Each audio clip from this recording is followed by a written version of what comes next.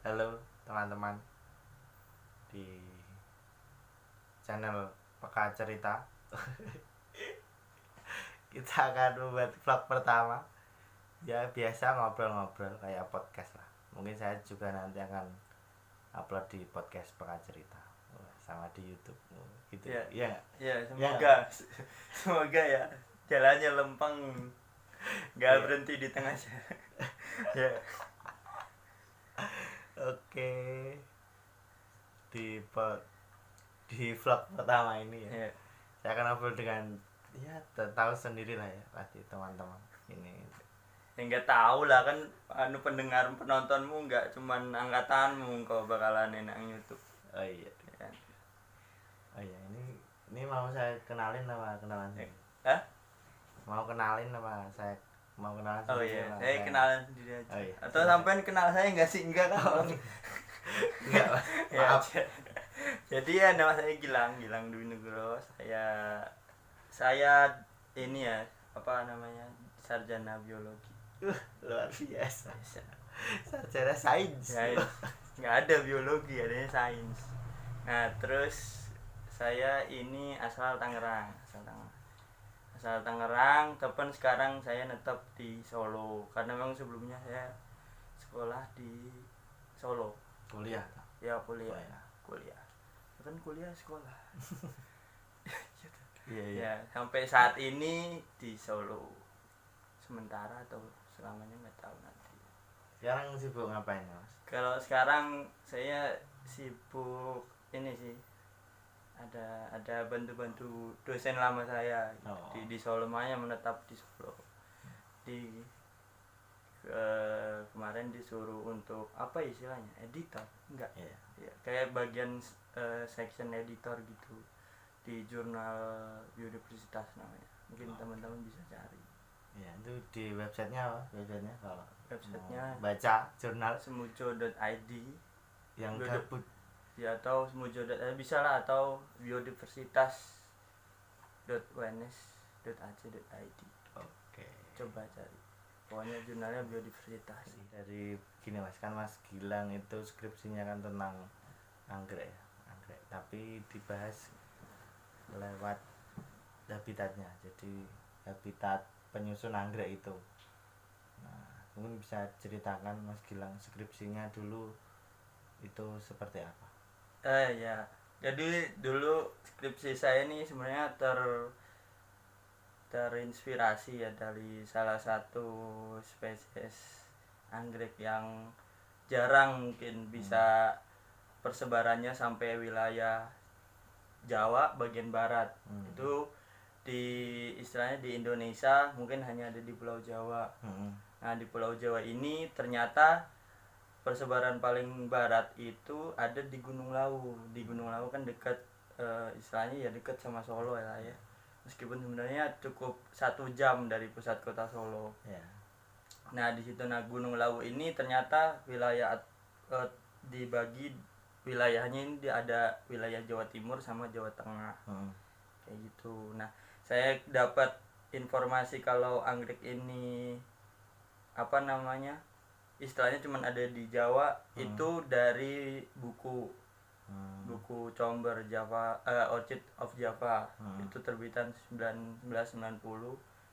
Tua banget ya. Tua banget. Nah, terus dari buku itu kan sebelumnya juga kan lihat beberapa laporan dari teman-teman ekspedisi Ukir Maenda. Iya. Itu udah KS Biodiversitas dan kelompok di Kepak Sayap. Cuman kalau Kepak Sayap kan fokus di hewan, di burung. Ya, kalau biodiv salah satunya itu anggrek. Jadi baca dari sana, terus beberapa juga kan sering naik Gunung Lawu. Nah, itu ketemu ternyata ada lah di Gunung Lawu. Itu kalau tempatnya rahasia, nanti bisa DM saya. Oke. Nah, gitu. Terus akhirnya ya udah, karena ini penting kan. Karena Pentingnya karena tadi ya endemik, terbatas, persebarannya cuma di Gunung Lawu itu cuma ada di, kalau saya ini ada di lereng barat. Ya benar, kamu udah baca ya? Kamu udah baca. Nah, lereng barat salah satu jalur pendakian pokoknya di lereng barat Gunung Lawu gitu. Cuman ada di sana. Selebihnya kebanyakan di Jawa Timur kayak Gunung Semeru. Semeru yang gitu. baru Ya, meletus. ya kayak gitu. Terus akhirnya ya udah saya tertarik untuk meneliti pola distribusinya, populasinya, karena kan belum ada catatan itu ya. Kita cuman tahu tempatnya anggrek itu salah satunya di Gunung Lawu gitu. Terus meneliti habitatnya. Habitatnya di sana ada apa aja sih, dari mikro habitat sama makro habitat. Oke. Gitu. Oke, keren juga ya Mas Gilang.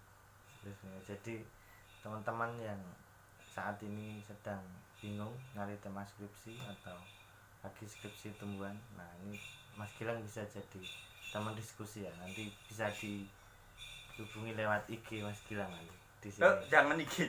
Iya, boleh lah di sini. Ya, IG gue sih gak aktif. Enggak aktif. Ya bisa juga lewat Facebook lah ya, teman-teman harus. Ayo. Kalau ada yang Facebook, lewat Facebook aja, karena saya lebih aktif di Facebook. Oh, lebih aktif Facebook. Maaf ya. Maaf. Atau email yang jawab. Iya, email. Email aja, karena saya berkutat dengan email akhir-akhir ini, jadi mungkin lewat email bisa lebih cepat dibalas sama saya.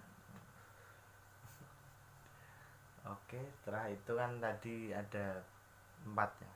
Ada populasi, ada pola distribusi, terus ada makro habitat sama mikro habitat. Nah, saya ingin tanya satu-satu ya. Kalau populasi itu gimana? Maksudnya populasi yang pengen diteliti dari anggrek. Namanya anggrek Dendrobium Jacobsoni. Oh iya, saya lupa jelasin. Nah, ini anggreknya seperti ini nanti, anggreknya, ya. Ya.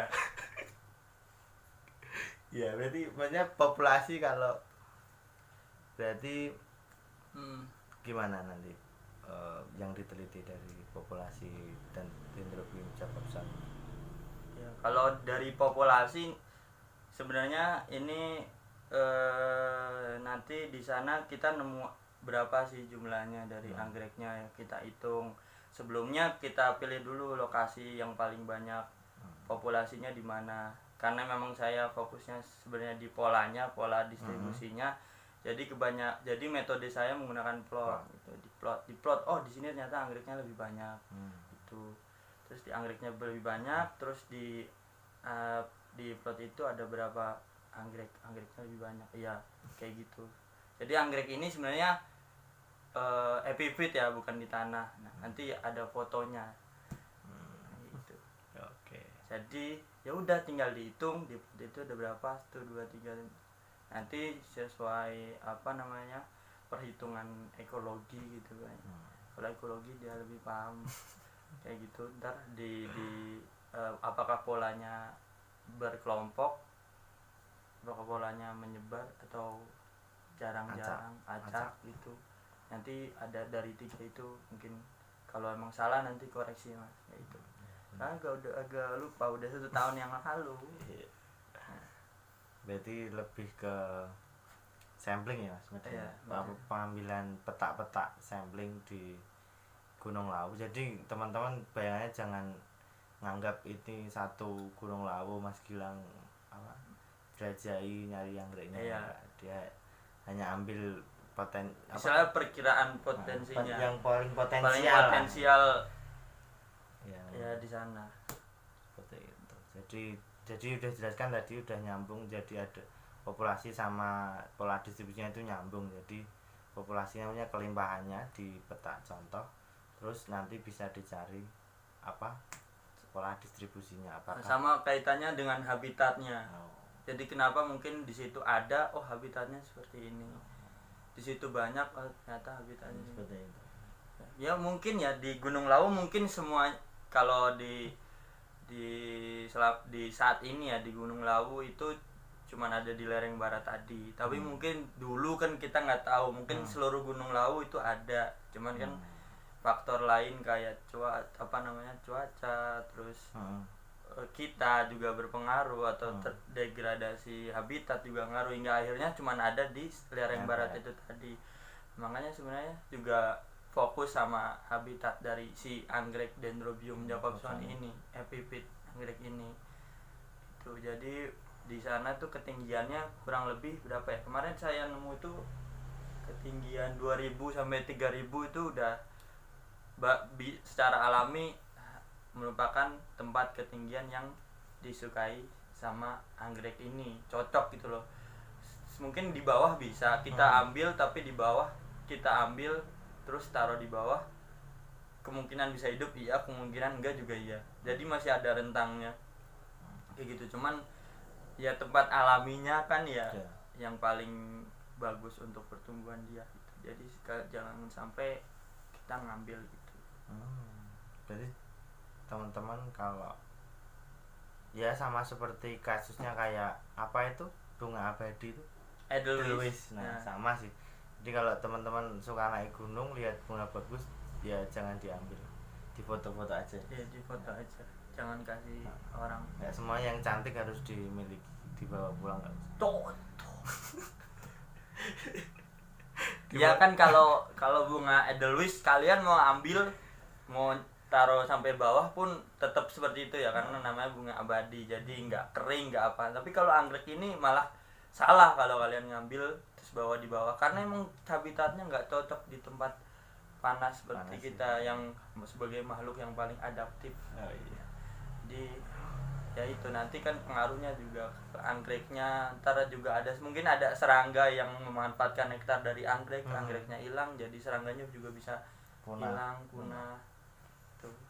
Mungkin seperti itu kemungkinannya. Nah, terus kan berarti kan Dendrobium jacobsoni kan di awal tadi Mas Gilang kan bilangnya endemik ya.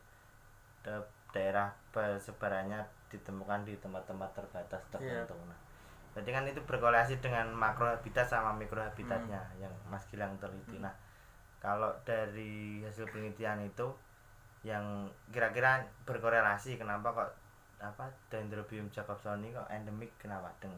Kalau bisa diceritain dari hasil penelitian. Oh iya. Jadi kenapa mungkin endemik? Karena mungkin satu sih kita masih perkirakan ya, satu memang dari habitatnya sendiri. Kedua memang mungkin beberapa mungkin kurangnya penelitian di tempat lain yang memiliki habitat yang sama. Jadi belum ketemu. Mungkin bisa aja di luar Jawa ketemu dengan habitat yang sama. Di Sumatera misal dengan ketinggian sama, dengan kelembapan yang sama, sinar matahari yang masuk sama, mungkin dia juga bisa ketemu. Tapi itu tadi, pertama habitat, atau yang kedua kita mungkin belum menyeluruh dalam mengeksplor anggrek yang ada di dunia. Makanya sampai saat ini masih ada embel-embel endemik gitu. Kalau menurut saya sih itu. Terus kenapa bisa endemik? Karena memang habitatnya cukup spesifik ya, dalam artian unik gitu loh.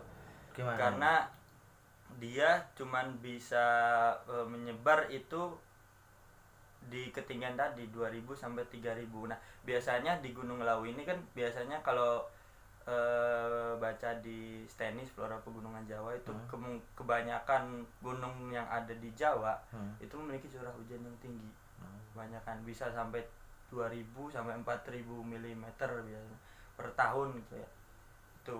Terus kemudian apa ya? Apalagi ya? Ya itu, jadi gara-gara makro habitat curah hujan yang tinggi dan tempat yang cukup tinggi 2000 sampai 3000 mdpl di atas permukaan laut, akhirnya membentuk mikro habitat.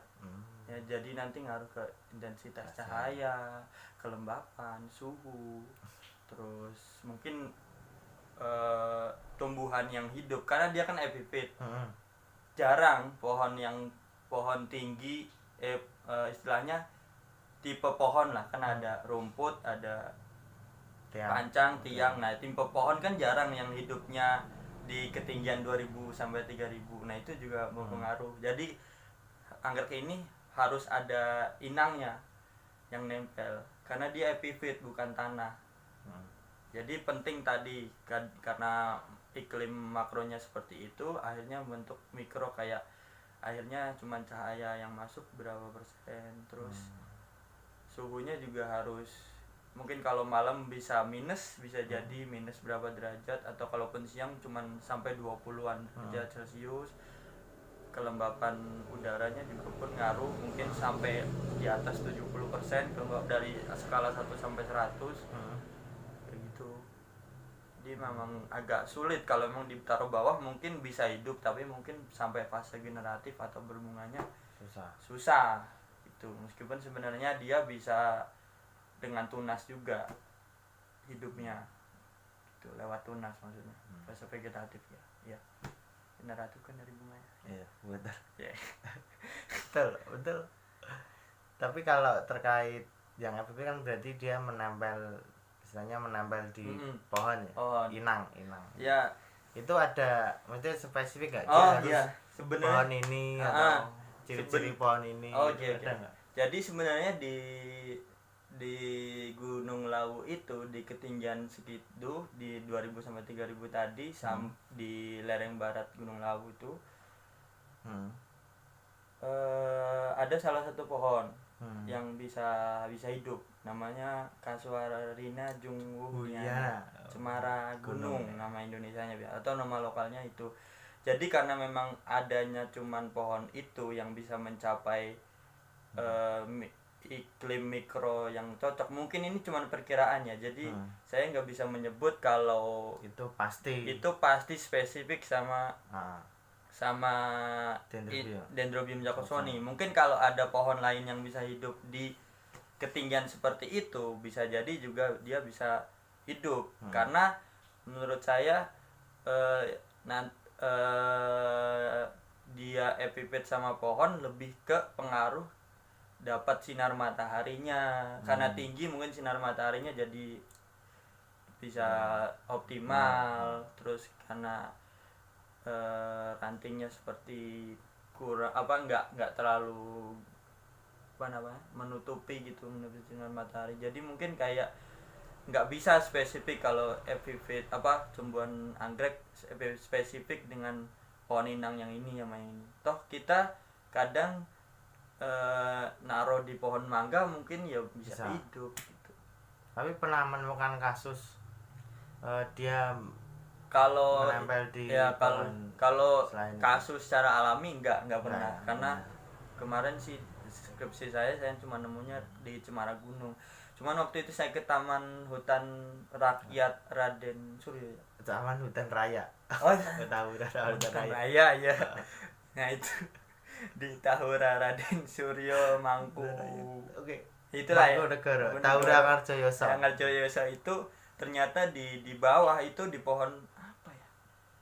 Saya lupa. Cuman waktu itu bukan cemara gunung, itu bisa kok dia. Bisa. Tapi kira-kira dikasih perlakuan sama orang.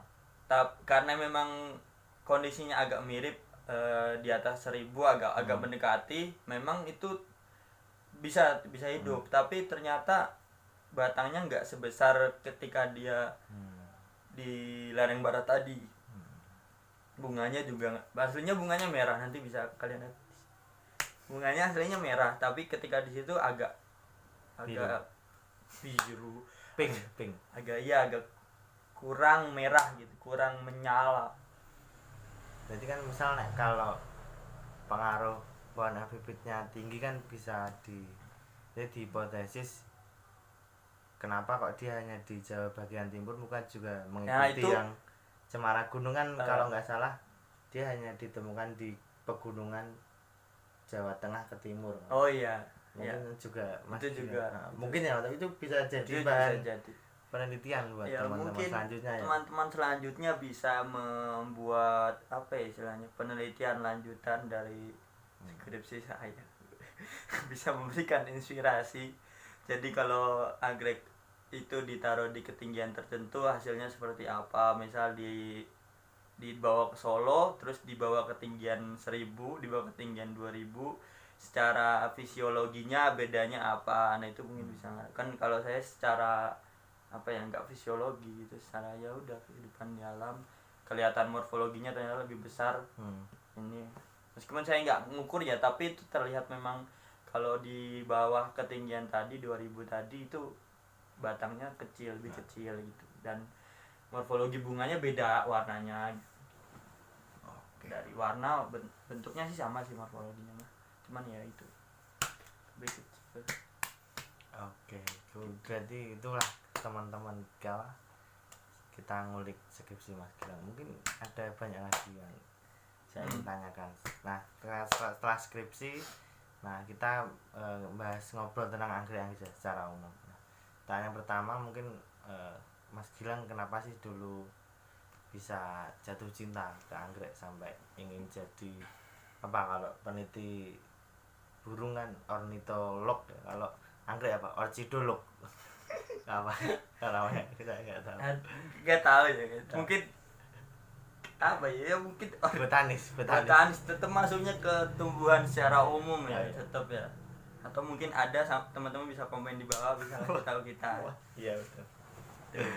Nah mungkin ya dulu karena apa ya, dulu karena ikut kelompok studi kali ya. Jadi semester 1 akhir itu udah perekrutan kelompok studi. Nah di kelompok studi itu ternyata ada kajian yang dipelajari, salah satunya anggrek. Terus ikut ekspedisi Ukir Mahendra merupakan salah satu langkah pertama saya memilih untuk menetapkan hati untuk belajar di anggrek secara lebih. Seharusnya memang semuanya kan dipelajari, cuman tetap punya harus ada passion lah, spesialis gitulah. Enggak spesialis, saya juga masih belajar gitu. Jadi ya harus yang lain kan, karena sumber dayanya dikit jadi harus dibagi-bagi biar nanti ada penerusnya. Nah saya memilih salah satunya anggrek, hingga akhirnya EWM 3 2016 itu saya milih anggrek hingga sampai ya sekarang. Alhamdulillah berkat itu saya juga skripsi nggak susah mikir gitu loh. Karena memang inspirasinya dari sana. Berarti karena emang ikut kelompok studi itu semacam ekstrakurikuler di prodi biologi FMI Pawanes lah ya. Itu menurut saya sih membantu sih. Menurut sampean? Ya saya juga sama sih akhirnya ya, skripsi burung juga ya hampir sama. Ya cukup membantu sih. Nah setelah karena kelompok studi kan Mas Gilang ya, setelah pasti udah menjalani penelitian anggrek, eksplorasi anggrek, itu kan pasti ada kejutan-kejutan dari penelitian itu. Yang kira-kira mengejutkan dari anggrek itu Mas? Yang mengejutkan dari anggrek karena apa ya, yang nggak ada sih, karena emang dia indah kali ya, cantik gitu loh. Jadi saya makin tertarik gitu, terus makin belajar, ingin menjumpai berbagai macam jenis anggreknya, terutama di Gunung Lawu, hingga sampai banyak komunitasnya anggrek sebenarnya gitu. Jadi saya pengen belajar anggrek, makanya kayak gitu. Ingin melengkapi data sih sebenarnya, data yang belum ada, terus ya gitu. Kalau anggrek kan pasti kan terkenalnya tadi ya, bilang kan buangnya cantik, atau bunganya merekah gitu kan, bagus. Apa anggrek kalajengking, anggrek yang bulan gitu-gitu kan, analopsis, terus arachnis seperti itu kan yang umum. Sampai tahu juga. Terus kalau yang anggrek-anggrek yang sebenarnya itu kita nggak nyangka ternyata masuk anggrek itu Mas, secara taksonomi. Mesti Mas Gilang bisa memberitahu, ternyata ini yang teman-teman nggak kira itu ini anggrek ternyata. Gitu. Apa Mas? Jadi sebenarnya kalau secara taksonomis, kalau anggrek itu belum berbunga, mungkin dia banyak keliru ya sama paku, tumbuhan paku. Jadi kayak sekilas kita melihat dari kejauhan anggrek epifit, kan paku juga epifit, nempel sama pohon inang atau pohonnya. Itu kayak mirip gitu, tapi sebenarnya ada yang berbeda. Ya kalau ada bunganya ya udah pasti itu sebenarnya nggak pasti sih, tapi kemungkinan besar anggrek karena dia beda di morfologinya gitu. Terus ada spesies kayak misal uniknya tuh ini, kadang kalau kebanyakan yang unik tuh malah yang terestrial, anggrek tanah. Jadi dia bisa hidup tanpa adanya daun, tanpa adanya klorofil, tapi mereka tetap hidup. tetap disebut anggrek karena memang morfologi bunganya masuk ke dalam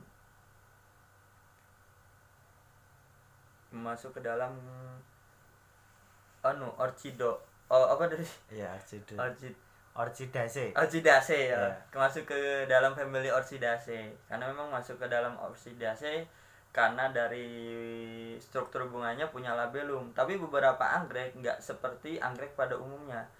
Itu kayak dia nggak punya klorofil, warnanya nggak hijau, nggak punya daun juga nggak punya. Tapi mereka tetap hidup. Mereka spesies anggrek tanah itu hidup dengan memanfaatkan simbiosis yang ada bakterinya di dalam tanah. Jadi mereka memanfaatkan dari humus-humus gitu loh. Tuh. Memanfaatkan sumber-sumber dari tanah gitu, dari daun yang kering terus akhirnya bisa dimanfaatkan lewat bantuan simbiosis tadi.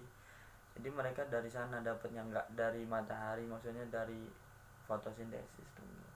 Itu sih unik. Salah satunya contohnya mungkin di Dimophlexis atau Gastrodia bambu. Itu kalau teman-teman mau lihat uniknya seperti apa, kan secara umum anggrek kan ada batang, ada daun, ada akar, ada apa ya, tangkai bunganya, terus baru bunga. Nah kalau anggrek yang tadi saya jelaskan itu cuma ada akar, terus dia batangnya mirip seperti apa ya, ibu tangkai bunga gitu. Ya udah batang terus tapi daun, ada tangkai bunganya lagi sedikit kecil, itu anak tangkai bunga, terus baru bunga.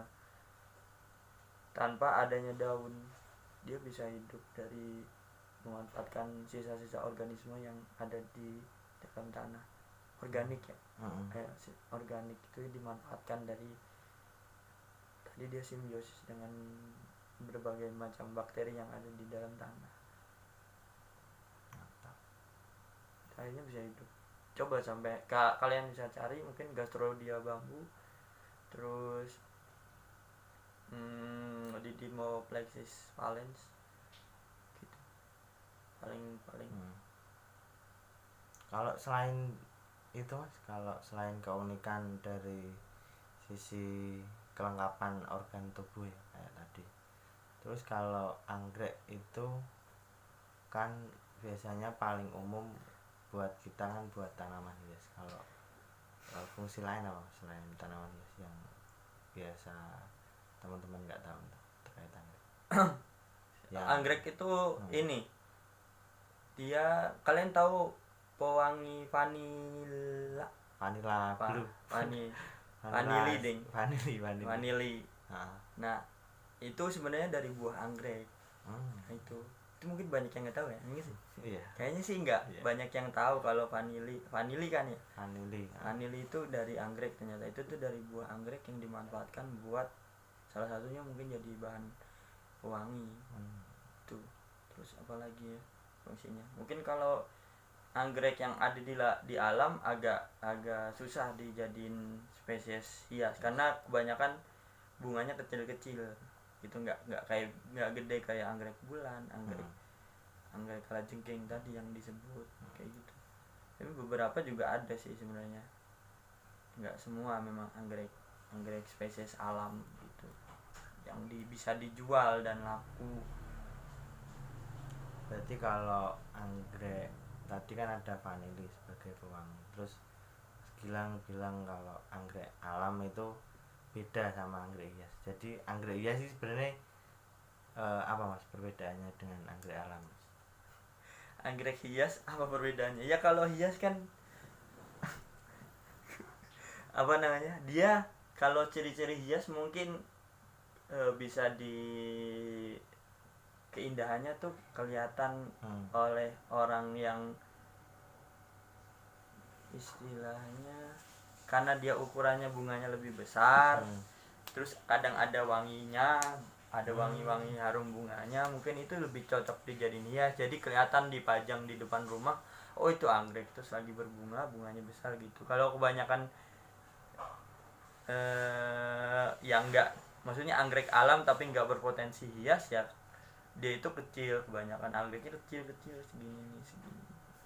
segini ya, seginilah, nggak begini, nggak kayak sih ya, segini kecil banget, bener kecil. Berarti ada anggrek hias itu ada treatment sendiri biar bisa jadi anggrek, atau dia anggrek alam terus hanya ditanam terus jadi Sebenarnya anggrek hias? kalau anggrek hias itu kan makin nggak statis ya sebenarnya. Kebanyakan semua dari alam, cuman mereka lebih membuat anggrek yang kira-kira berpotensi hias untuk diubah lagi, misal disilangkan dengan anggrek spesies lain yang ukuran bunganya gede, wangi, warnanya bagus, akhirnya disilangkan terus menghasilkan yang tadi. Makanya tadi saya bilang semua memang dari alam, cuman nggak semua berpotensi sebagai anggrek hias. Seperti Itu yang bisa saya tangkap. Cuman kalau saya ya melihatnya itu semua indah, mau kecil mau besar ya sok kan. Mungkin seperti itu teman-teman, ngobrolan saya dengan Mas Gilang terkait anggrek. Jadi banyak cerita tadi, mulai dari penelitian skripsi tentang anggrek Dendrobium jacobsoni,